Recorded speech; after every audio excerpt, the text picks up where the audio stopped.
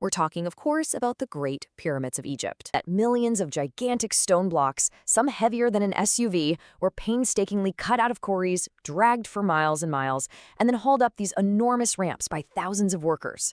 And somehow, they set them in place with a level of precision that would be a serious challenge even for engineers today. 2.5 tons. And that's just the average block. Some of the granite beams inside weighed up to 15 tons.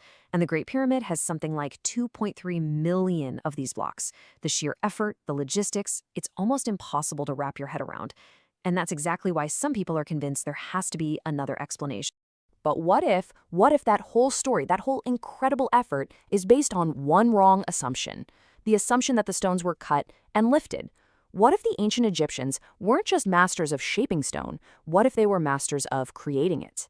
That's the whole idea behind the concrete pyramid theory. Instead of an impossible problem of physics, quarrying and lifting millions of tons of solid rock, it becomes a problem of chemistry. What if workers just had to carry buckets of a wet, concrete-like mixture up the pyramid and pour it into molds? Right there on site. This is a piece of a block from high up on the Great Pyramid.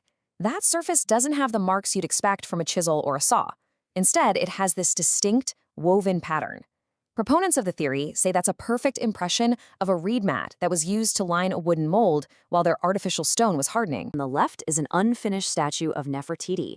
See that line running right down the middle of her face? That's a classic seam line, exactly what you get when you cast something in a two-part mold. On the finished statues, like the famous one on the right, that seam is just polished away. It really suggests they knew how to cast hard, stone-like materials. So what is this magic recipe they supposedly used? Well, today we've called it a geopolymer concrete. And the recipe was surprisingly simple. You just take limestone, which is pretty easy to crush up, and mix it with a simple chemical binder. Stuff like natron, lime, and water, all things they had tons of. You mix it into a slurry, pour it in a mold, and a chemical reaction turns it into an incredibly hard artificial stone that's almost impossible to tell from the real thing.